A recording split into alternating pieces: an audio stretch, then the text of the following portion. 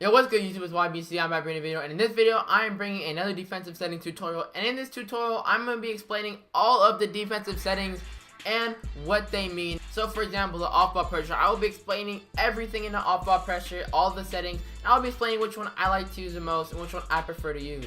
And so without further ado, let's hop into this video. Alright, so first things first, go to your coaching settings, turn your adaptive coaching engine off. Do not forget to turn this off, because if you have it on, well, the computer messes with your coach, and your computer messes with your defensive setting that you have, and yeah, so you don't want that. You want every defensive setting to stay the way it is, so turn that adaptive coaching engine off. So now let's get into the settings. Alright, for the off ball pressure, automatic is just simple. It basically, you're trusting the computer of what to do when it comes to the on ball pressure. Gap, you're sagging off. You don't want to do that. I mean, you're going to give him a lot of space, and if the point guard like Curry or, you know what I'm saying, he's going to drain it through every time. Moderate, that's mediocre defense. I mean, you're not really playing tight, but you're not really playing too off.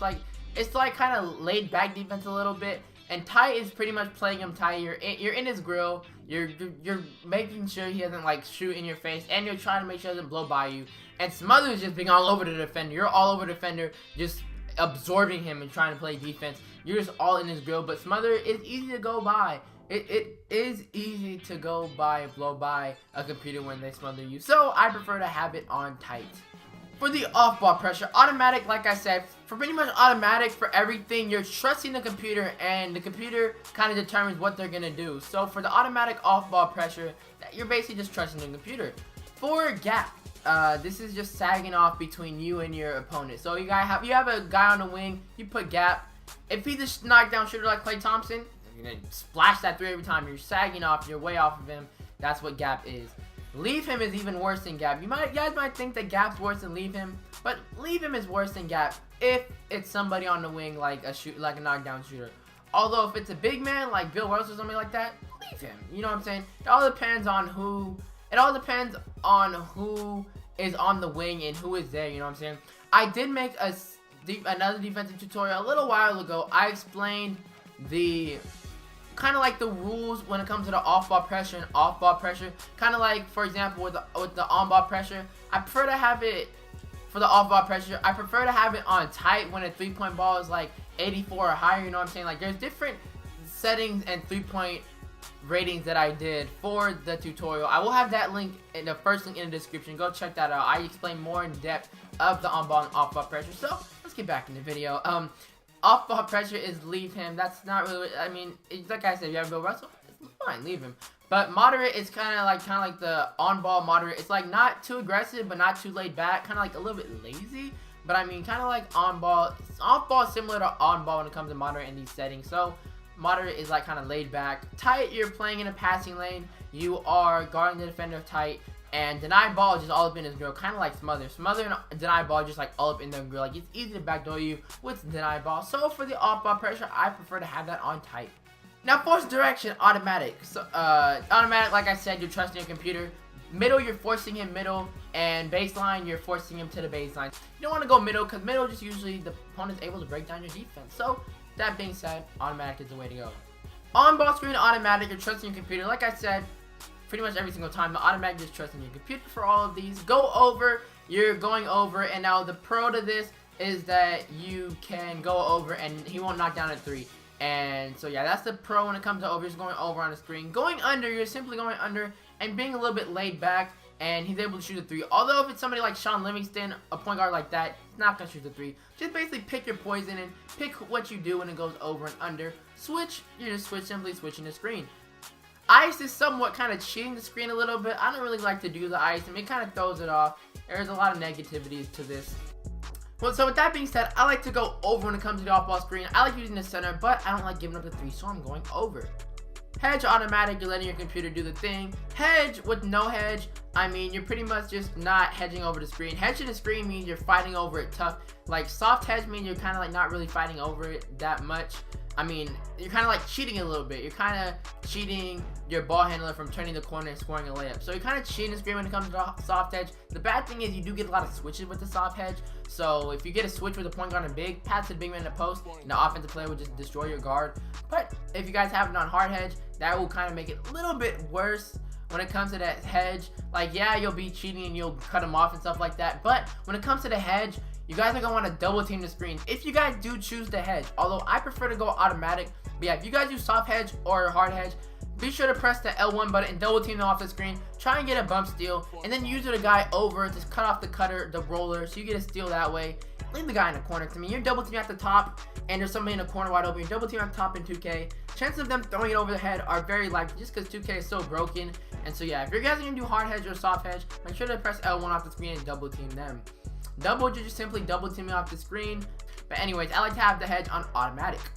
On ball screen for the center, same thing like I said with the regular on ball screen. I prefer to use the center, so I leave that on automatic, but same thing, go over with the guard, go under with the guard, switch with the guard, ice with the guard. I mean, it's the same thing. You're going to be doing the exact same thing when it comes to the on ball screen. So just just go over, you know what I'm saying? I don't like to give up a 3. I'd rather give up a 2 than a wide open 3 in this game. So with that being said, go over on the screen. That's what I like to do. And yeah, like I said, I use it a big man, and you guys should too. Using the big man is the way to go when it comes to pick and rolls. Hedge with the center, same thing. Leave that on automatic. I prefer to leave it on automatic. Hedge, center, and regular hedge, same thing really. Both have to do with pick and rolls. Leave it on automatic if you're using the center. But like I said, if you guys do hedge or soft hedge or catch hedge, make sure to press that L1 button and double team. So stay attached. This basically means that you will be staying attached to the person who is cutting or who is fading or rolling to the bucket for a layup or a 3 if you want to stay attached to them. Automatic, you're trusting your computer. When it comes to stay attached, yes, basically staying attached to the screener. Stay attached, no, you're not staying attached to the screen after they set an on-ball screen, so I like to leave it on automatic. Off-ball screen, automatic, you're letting your computer do what they want to do. Go over, I prefer to go over out of all the 3 just because I don't like giving up a wide open 3. Going under, you're going under the off-ball screen, and it's easy for them to catch and shoot. With catch and shoot badge on gold in a corner specialist, many people in this game are making 3s. If they have like a 73 and the difficulty on All-Star Pro, they're going to hit that. They're going to knock down that 3, so don't go under on the off-ball screen. That's not what I prefer to do. But yeah, pick your poison. Like if it's a big man, go under. But yeah, switch, you're just typically switching the screen. But with all of these being said, I like to go over on the off-ball screen. Post, no one really uses post moves. Getting this automatic. You're trusting your computer. If you want to off-ball, you're going to let your computer pretty much just guard the post how they want it. And front means you're fronting the big man. The bad thing about the post is the front, they just throw it over your head, and if there's no help side there, it's going to be easily up for the big man. Behind, if you go behind them, they might get positioning on you. That's what behind is in the post. So 3-4 top, this is basically you're guarding them from the side. So the negativity of this is that your opponent can go baseline on you often with the post. So that's not, I don't prefer that. And 3-4 bottom is they're substituting to middle drives. Basically what this means is that your opponent will be able to drive middle. You guys see the X, that's the defender. The big man catching the post just goes up for one dribble, power dribble dunk with 3-4 bottom. If he goes and see the X right down to 3-4 top, he's able to just one dribble move to the bucket for a layup if you got him that way on the baseline when it comes to 3-4 top. So with that, all that being said, I like to do it with it on automatic. Double team perimeter. Now double teams are pretty broken in NBA 2K18. Automatic, you don't want that because when it comes to automatic, the computer just double teams whoever's having a good game. Manual, you're controlling it. You're pressing the L1 button. Whenever you press that button, a double team will come. When it comes to the on catch, basically this means that you're going to double team somebody on the perimeter when they catch the ball. So yeah, when it comes to the on drive, basically cutting someone off, kind of like help side when it comes to double team, try to get the bump steals. With all this being said, I think the double team in this game is broken, so I like to leave it on manual and press the L1 button when I like to and get those bump steals. Double team post, same thing with the double team perimeter. Automatic, if they're in the post, they're going to pretty much double team every single time if it's on automatic. Manual is the same thing, press L1 for a double team. This creates turnovers, as you guys see right there in the right hand corner. On catch, same thing. As soon as you catch the ball on the post, the computer double teams. On dribble, one dribble and the computer's already there to double team. So with all of these being said, I like to leave the double team post on manual. Switch rules have to do with off ball screens. So switch rules, leave that on switch auto. Just let the computer handle that. I mean, it's all off ball. You don't really want to get yourself confused. You don't really want to get your computer confused with switching guard and all that stuff. Just leave it on automatic. Let them do what they gotta do. So when it comes to switch guards, like I said, I don't really finish on this topic. But when a guard sets a guard to guard screen, basically when a point guard or shooting guard sets a screen for the other guard, the switch rules mean that they would switch that. Same thing with the bigs. If a big sets another screen for big, switch the bigs. But yeah, like I said, leave that automatic. Pre-rotate, this pretty much has to do with zone, and just like rotation of zone. What this says is that when the ball is on the wing or in the corner, the lower weak side defender will come over to load up the strong side of the floor. Now basically, rotation has to do with zone. Like yeah, man rotation, yeah, but like man rotation is more so help than rotation, you know what I'm saying? So this pre-rotate really works in zone. So if you play zone, click that on yes. Put that pre-rotate on yes if you're in zone. But if you're in man, put that on no.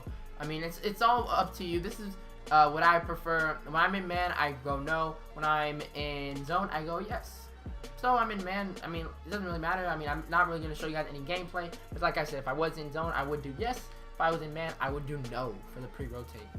Screen help rules. Now, this is automatic, which means the computer acts dumb and they just help for no reason. A lot of people have this online and is able to beat really easily. So don't put that on automatic. That's one thing you guys cannot do. Now, help with no rotation. You guys are going to have help. Like if a point guard is beating you off dribble every single time, you're going to want to have help. But I mean, for the most part, since you're going to be playing on ball, I prefer to have no help. Just because everybody stays on their man. Everybody stays with all of these great settings that I already put in. Like, for example, off ball pressure tight. If you have the help setting on yes, that guy will come down to help you. Everybody will switch over and help for no reason. You will leave that corner guy open or somebody open. You know what I'm saying? So leave that on no. Do not put the help rules for screen. Same exact thing with the drive as the screen. Automatic, your guys are just gonna act really stupid. Help, they're not gonna do the same thing. They're gonna be doing the same thing. They're gonna be coming over. You're just gonna easy dish for the dunk or the corner three. Whoever comes over, it's really easy to beat when it comes to the drive help rules. And no help, which I like to do, is the drive help rules. No help. Play on ball straight up, no help. Everybody's gonna be off ball and passing lane. Everything's gonna be great when it comes to no help. When it comes to drive help rules and screen help rules. But yeah, with all that being said, thank you guys for watching. This is the defensive settings, every single defensive setting explained in NBA 2K18. So you guys who are new to the channel, make sure you guys do subscribe to the channel, as well as turn on those notifications. Not miss an upload with the notifications on. Thank you guys for watching. If this has helped you, make sure to leave a like and a comment. Let me know like what you guys are having trouble with. Let me know what's great in NBA 2K18. Let me know like your opinions on these settings, which settings you guys disagree with or agree with me. Thank you guys for watching. It's YBC. I'm out. Peace.